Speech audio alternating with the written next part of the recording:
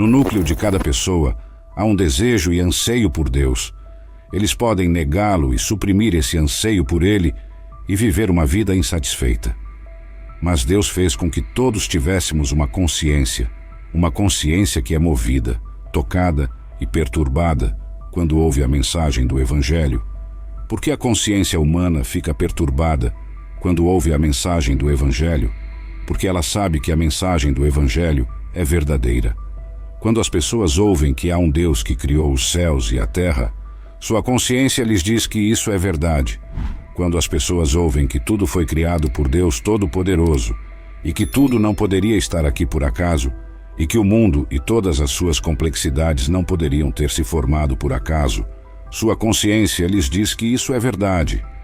Quando as pessoas ouvem que Deus as criou, que as formou, que as projetou à sua própria imagem e que os seres humanos não são animais e não são um erro do processo evolutivo, sua consciência lhes diz que isso é verdade. Quando as pessoas ouvem que o universo, em toda a sua vastidão e intrincadeza, tem um design e propósito além do mero caos, sua consciência lhes diz que isso é verdade. Quando as pessoas ouvem que a bússola moral dentro delas, o senso de certo e errado, não é apenas uma construção social, mas uma diretriz inata dada a elas por um Criador divino, sua consciência lhes diz que isso é verdade.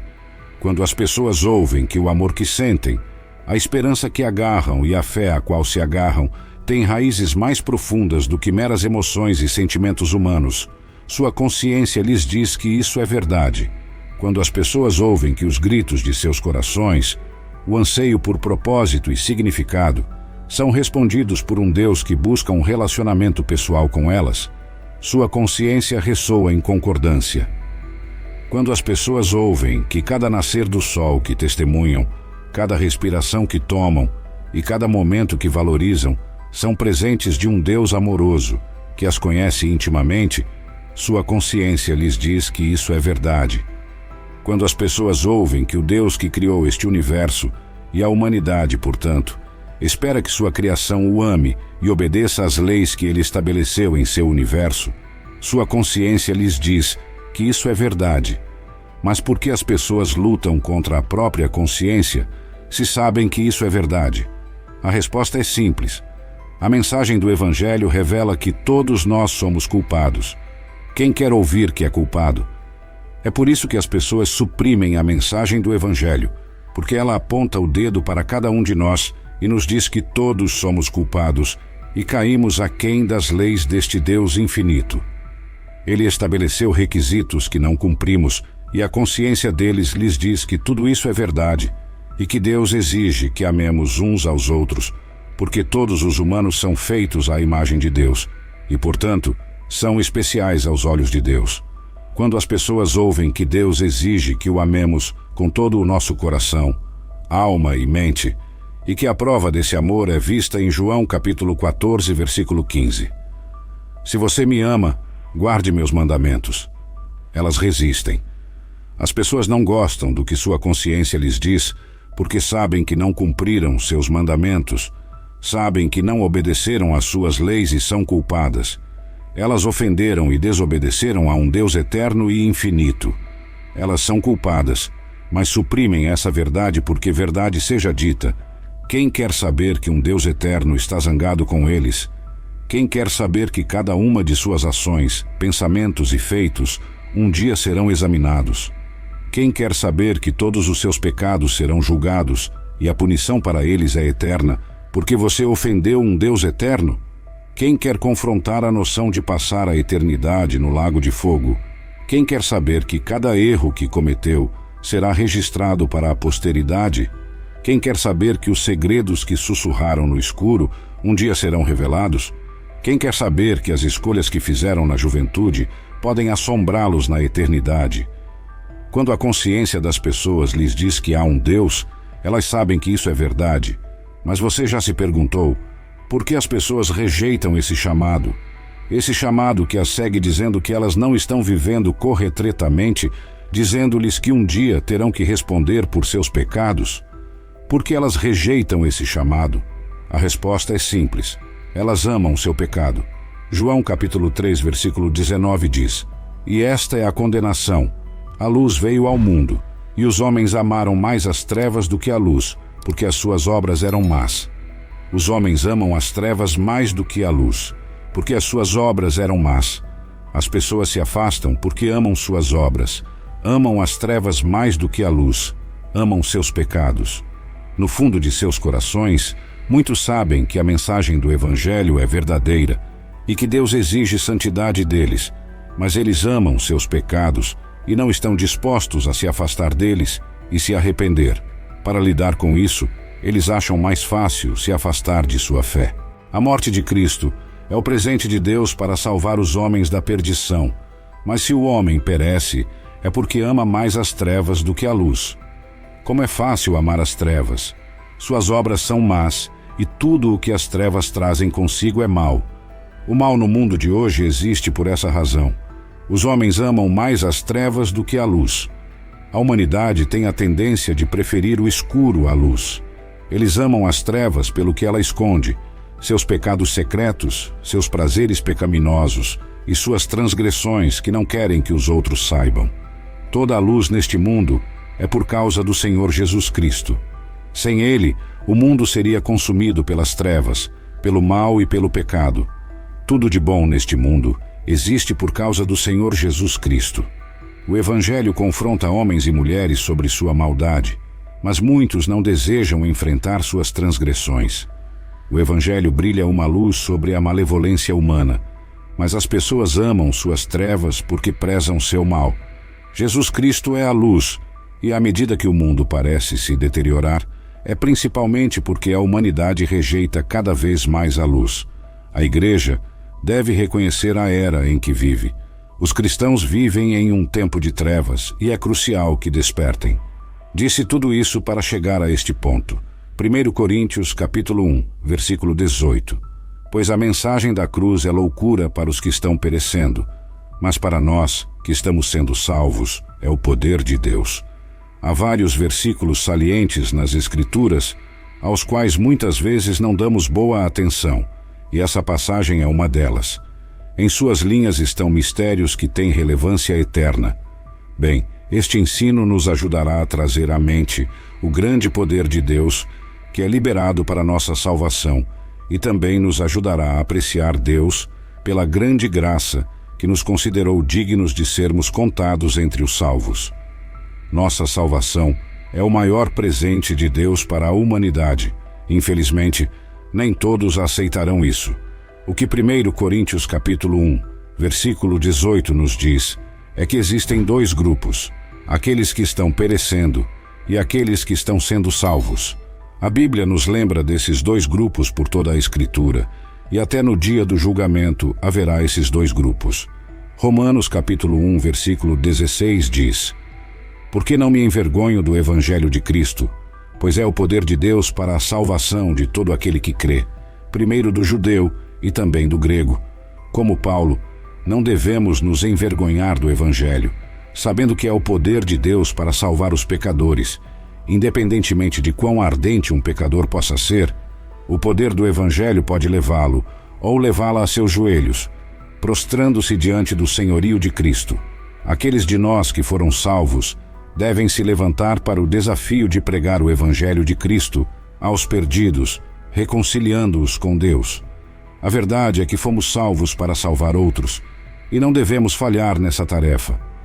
A pregação da cruz só se tornou loucura para aqueles que estão perecendo, porque o diabo tenta se opor à salvação deles.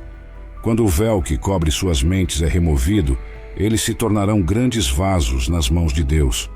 Há pecadores que, se entregarem suas vidas a Cristo, causarão grande estrago no reino das trevas. Isso aconteceu com o apóstolo Paulo. Veja como Deus o usou grandemente para avançar o reino de Cristo.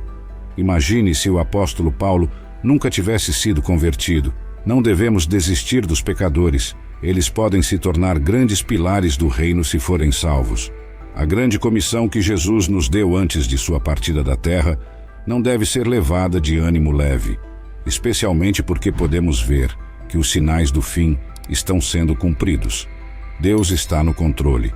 Hebreus capítulo 13, versículos 5 a 6 nos diz: Seja a vossa maneira de viver sem avareza, contentando-vos com o que tendes, porque ele mesmo disse: Nunca te deixarei, nem te abandonarei, de modo que possamos dizer com confiança: O Senhor é o meu ajudador, e não temerei o que o homem me possa fazer. Independentemente de sua condição ou situação atual, Deus está no controle. Ele conhece você pelo nome e conhece sua dor e desejo sincero. Ele te ama com um amor eterno, um amor que é único. Ele se preocupa com você de maneiras que sua mente pode compreender. Ele ouve seu choro, vê tudo o que você está passando e não se esqueceu de você. Feche os olhos por um momento e apenas ouça a voz do Senhor falando com você, dizendo: Eu te amo.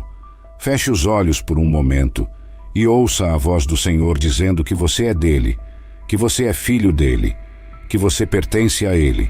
Ninguém ama você como Deus ama você. Às vezes, sinto pena dos incrédulos e do que eles passam sem Deus. No momento da morte de um incrédulo, tenho certeza de que eles são tomados pelo medo. Medo de não saber o que vem a seguir. Medo de não saber o que os espera após a morte. Medo das chamas do inferno. Mas não é isso que acontece com um filho de Deus. Um filho de Deus experimenta a morte sem medo, porque sabe para onde está indo, sabe com quem vai passar a eternidade. Apocalipse capítulo 21, versículos 1 a 4 nos diz: E vi um novo céu e uma nova terra, porque o primeiro céu e a primeira terra passaram, e não havia mais mar. E eu, João, vi a santa cidade, a nova Jerusalém, descendo de Deus do céu, preparada como uma noiva adornada para o seu marido. E ouvi uma grande voz do céu dizendo: Eis aqui o tabernáculo de Deus com os homens, pois com eles habitará, e eles serão seu povo, e o próprio Deus estará com eles, e será o seu Deus. E Deus limpará de seus olhos toda lágrima, e não haverá mais morte, nem pranto, nem clamor, nem dor, porque as primeiras coisas passaram. Por toda a eternidade Deus será seu Deus. Isso é algo pelo qual ansiar. Deus será seu Deus. Esse é um futuro pelo qual ansiar. Deus será seu Deus. Isso é o que o aguarda após a morte. 5 decisões que o enviarão para o inferno.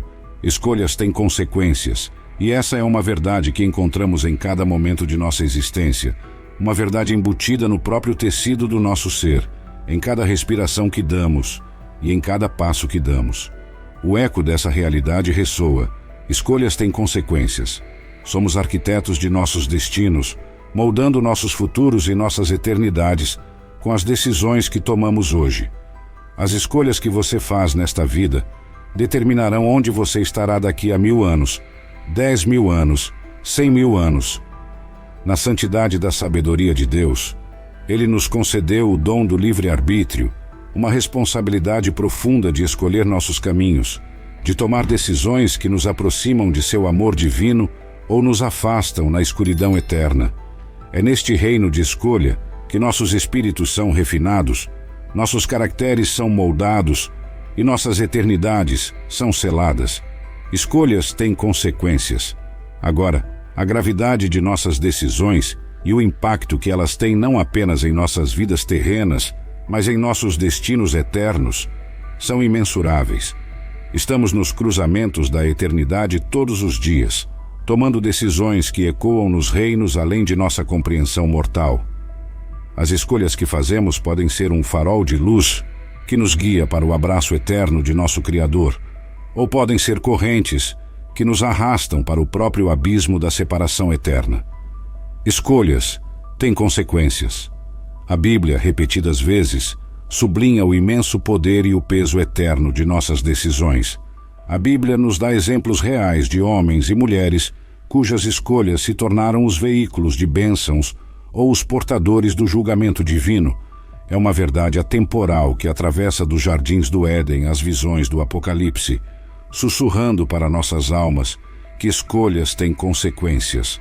Hoje, atravessamos as Sagradas Escrituras para desvendar a profunda verdade embutida nas decisões que tomamos. Vamos nos aprofundar na Palavra Divina para desvendar 5 decisões que o enviarão para o inferno. Não é uma mensagem de medo, mas um aviso amoroso, um farol iluminando os caminhos que levam para longe da alegria eterna e da comunhão divina. De fato, A profundidade da frase "escolhas têm consequências" ecoa através da história, sussurrando verdades eternas que se entrelaçam no tecido de nossa existência. É um princípio tão simples, mas tão monumental, desdobrando o tecido da história da humanidade desde o alvorecer da criação. Refletir, por exemplo, sobre os jardins do Éden, onde os primeiros suspiros da humanidade dançaram em harmonia com o sopro do Criador. Aqui, Adão e Eva, os progenitores de nossa raça, enfrentaram uma escolha, uma decisão cujas sombras se estenderiam por gerações, alterando o próprio núcleo da existência humana. Sua escolha, a decisão de se rebelar, de participar do proibido, desencadeou uma torrente de tristeza, dor e separação. Cada dor, cada quebra de coração, cada lágrima derramada nos cantos silenciosos da noite pode ser rastreada até aquele momento no jardim, onde escolhas gravaram consequências no coração da humanidade. É uma exibição vívida e desoladora das repercussões de nossas decisões. É um eco eterno que nos lembra do poder transformador de nossas escolhas. Eu pondero às vezes sobre Eva, a mãe de todos os viventes. Seu coração, uma vez pulsando na luz do Éden, agora sombreado pela dor da perda e da morte. A narrativa de Caim e Abel, a primeira morte, o primeiro assassinato. Oh, como isso deve ter perfurado sua alma. Como o ar deve ter crescido pesado com o silêncio sufocante da perda. A Bíblia não nos narra as reações de Eva, seus gritos silenciosos, suas lágrimas de agonia ao testemunhar as horríveis consequências das escolhas dela e de Adão. Não lemos sobre seu coração se despedaçando ao ver a forma sem vida de Abel, a realização de que sua escolha gerou um mundo de sofrimento. Você pode imaginar, naqueles momentos de tristeza, ao saber da morte de Abel, o peso das consequências totalmente revelado, o horror, o arrependimento inundando seu ser, a verdade sombria e assombrando, revelando que as escolhas feitas no jardim deram à luz um legado de dor, morte e separação, os ecos daquela escolha reverberando através do tempo, sussurrando ao vento. Escolhas têm consequências. Escolhas. Esses momentos aparentemente insignificantes de decisão carregam graves consequências. Escolhas. Elas detêm o poder de construir ou destruir, de abençoar ou amaldiçoar, de elevar ou despedaçar. Escolhas são literalmente a diferença entre o céu e o inferno. Decisões 1 e 2. Rejeitar Cristo como Salvador e ignorar a palavra de Deus. João capítulo 3, versículo 18 diz: Quem nele crê não é condenado, mas quem não crê já está condenado, porque não crê no nome do Filho unigênito de Deus. Oh, meus queridos amigos, os caminhos estão claramente diante de nós. Rejeitar Cristo, o Redentor, o Salvador, é uma decisão perigosa, um caminho que leva à condenação eterna. Não é uma jornada para o desconhecido, é um passo deliberado em direção à separação conhecida do Altíssimo. É a rejeição dos braços eternos que foram estendidos a nós, oferecendo salvação, oferecendo refúgio. Cristo é o caminho, a verdade e a vida. Ele é o portão estreito pelo qual devemos entrar para participar da vida eterna. O erro mais grave, a decisão mais cruel que alguém pode tomar, é se afastar das mãos estendidas do Salvador. Jesus é o caminho, e você não pode evitá-lo. Jesus Cristo é o único caminho, e você precisa fazer negócios com Ele. A grandeza e o poder do nosso Senhor e Salvador Jesus Cristo. Ele é o guerreiro da Bíblia, mais poderoso do que todos os arcanjos juntos. Que essa verdade ressoe em nossos corações e acenda um fogo de esperança e força dentro de nós. No livro do Apocalipse, testemunhamos uma cena gloriosa quando João vê os céus abertos, e ali está Jesus Cristo, o leão da tribo de Judá, a raiz de Davi. O título Leão de Judá evoca uma imagem de poder, majestade e autoridade. Ele não é um espectador passivo, ele é o Rei dos Reis e o Senhor dos Senhores, nos guiando para a vitória. Ele é o Alfa e o Ômega, o princípio e o fim. Ele é o primeiro e o último, o eterno, que não tem começo nem fim. Ele é o grande eu sou, o autoexistente e todo-suficiente, que está diante do tempo e da criação. Ele é o ancião dos dias, cuja sabedoria e autoridade transcendem as eras. Ele é a palavra que se fez carne, habitando entre nós, cheio de graça e verdade. Ele é a luz do mundo, brilhando na escuridão, dissipando o medo e trazendo esperança aos perdidos. Ele é o bom pastor, guiando seu rebanho com cuidado e proteção. Ele é o pão da vida, saciando a fome de nossas almas com sua verdade nutritiva. Ele é a água viva, saciando a sede de nossos corações com seu amor eterno. Ele é a ressurreição e a vida, conquistando a morte e oferecendo vida eterna a todos que nele creem. Ele é o caminho, a verdade e a vida, o único caminho para o Pai. Ele é a porta, a entrada para a salvação, através da qual encontramos a vida abundante e o acesso à presença do Pai. Ele é o grande médico, curando os corações partidos e tratando de nossas feridas. Ele é o Consolador, consolando-nos em tempos de tristeza e enchendo-nos de paz que supera todo o entendimento. Ele é o Redentor, que pagou o preço por nossos pecados com seu precioso sangue. Ele é o Cordeiro de Deus, que tira o pecado do mundo. Jesus é o Justificador, declarando-nos justos por meio da fé nele. Ele é o Príncipe da Paz, trazendo reconciliação entre Deus e a humanidade. Ele é o Advogado, intercedendo em nosso nome perante o Pai. Jesus é o caminho, e você não pode evitá-lo. Jesus Cristo é o único caminho, e você precisa fazer negócios com ele. Mas não é apenas a rejeição aberta de Cristo que leva a um destino eterno perigoso. É também a minagem sutil de sua palavra. Provérbios capítulo 13, versículo 13, ilumina essa realidade. Quem despreza a palavra se destrói, mas quem respeita o mandamento será recompensado. A palavra de Deus é a bússola pela qual navegamos neste mundo. Reverenciar o mandamento não é apenas uma exibição externa de religiosidade, é uma transformação interna, um recondicionamento do coração que alinha nossa vontade com a vontade divina de Deus. Quando honramos seus mandamentos, quando vivemos por toda palavra que sai da boca de Deus, ela traz uma colheita de justiça, uma recompensa que é tanto temporal quanto eterna. Decisão 3. Viver em pecado impenitente. A jornada de nossas almas pelo campo de batalha deste mundo está cheia de lutas contra as tentações e os pecados que enredam nossos passos. A palavra de Deus ressoa em Hebreus capítulo 10, versículos 26 a 27 com um aviso pungente. Se continuarmos a pecar deliberadamente depois de termos recebido o conhecimento da verdade, já não resta sacrifício pelos pecados, mas uma expectativa terrível de julgamento e um fogo furioso que consumirá os adversários. Oh, essa verdade pressiona nossos corações. É um lembrete solene de que viver em pecado impenitente não é um destino imposto a nós, é uma escolha, uma decisão contínua e deliberada de caminhar contra a luz da verdade que recebemos. É uma rejeição diária da santidade e do poder santificador do sangue de Cristo. Meus queridos irmãos e irmãs, cada ato de pecado deliberado é um passo para as sombras, longe da glória radiante de nosso Redentor. E escolhas, meus irmãos, têm consequências profundas e ressonantes. Uma vida inalterada, um coração imóvel pela graça amorosa de Deus, fala volumes da ausência do fruto do Espírito Santo. É uma terra estéril, onde o fruto do autocontrole não floresce.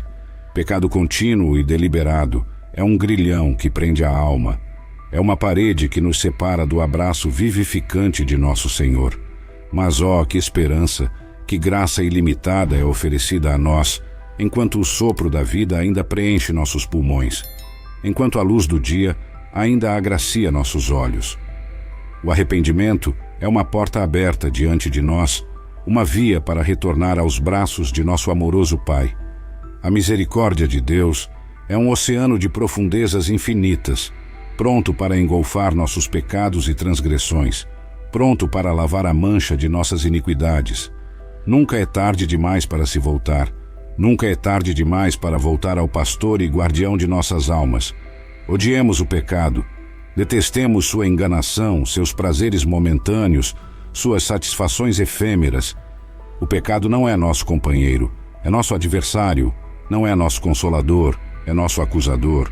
Odiemos o pecado com um ódio divino, desprezemos sua atração e evitemos suas armadilhas. Abraçamos, em vez disso, os amorosos mandamentos de nosso Senhor, andamos nos caminhos de sua justiça e encontramos descanso para nossas almas. O altar da misericórdia de Deus não é um lugar de condenação, mas de libertação, não de julgamento, mas de graça. O perdão de Deus é um decreto divino de absolvição, uma proclamação real de nossa libertação das amarras do pecado. E como nosso Deus está disposto, como Ele está ansioso para perdoar, restaurar, reconstruir as ruínas de nossas vidas. Filhos de Deus, os tambores da eternidade batem em cada batida do coração. As areias do tempo escorrem rapidamente pela ampulheta de nossa existência. Não endureçam seus corações, não permitam que o engano do pecado arraste suas almas para o abismo da separação eterna.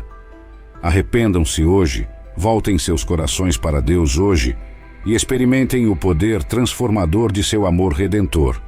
Hoje, não amem o pecado, odeiem-no com um ódio santo. Não vivam no pecado, fujam dele e corram para o abraço amoroso de nosso Salvador. Decisões 4 e 5.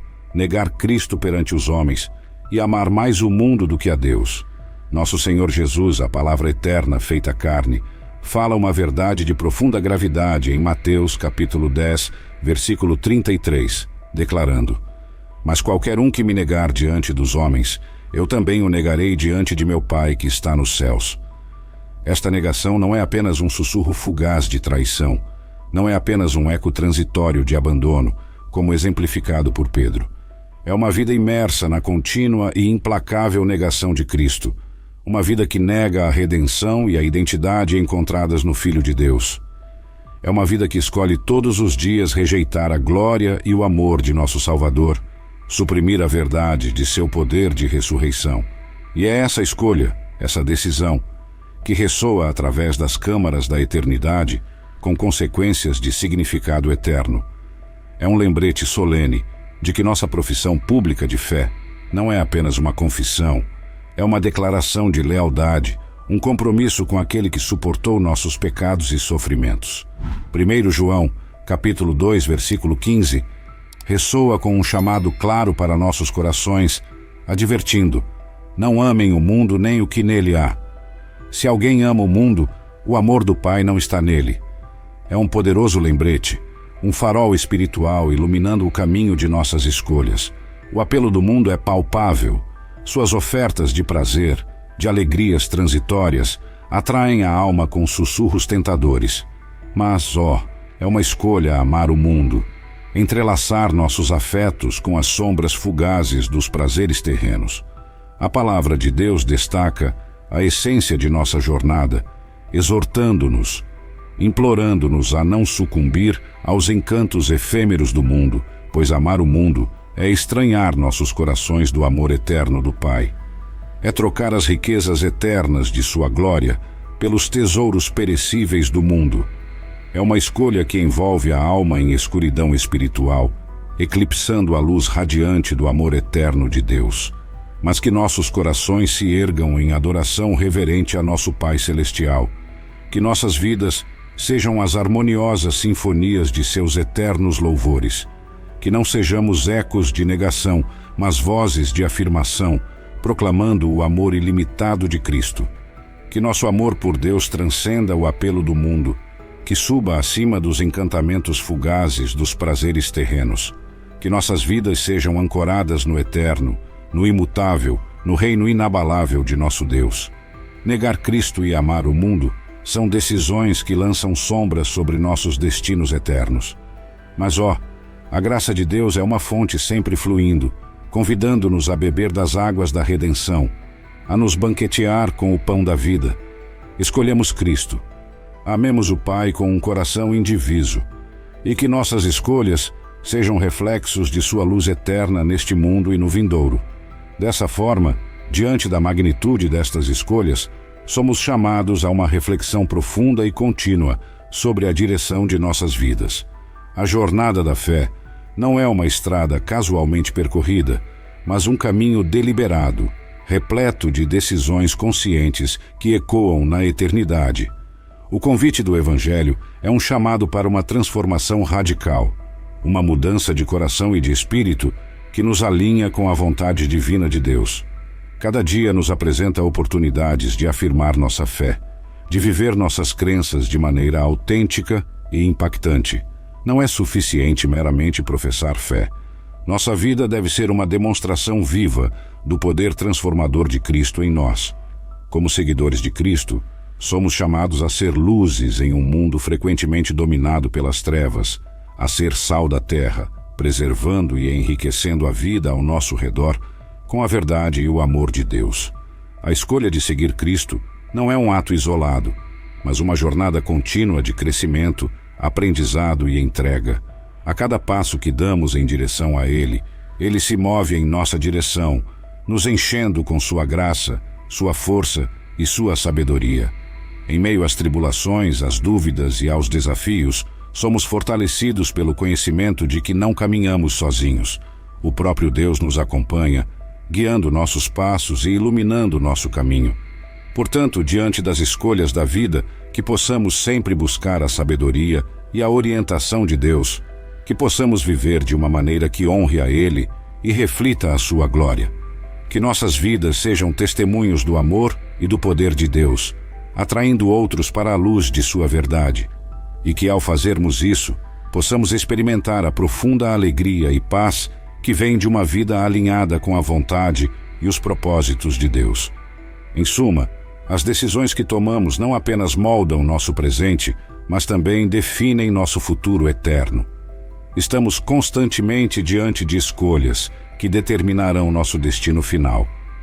Que possamos, com a ajuda de Deus, fazer escolhas que nos conduzam ao seu amor eterno e à sua presença gloriosa, tanto agora quanto na eternidade.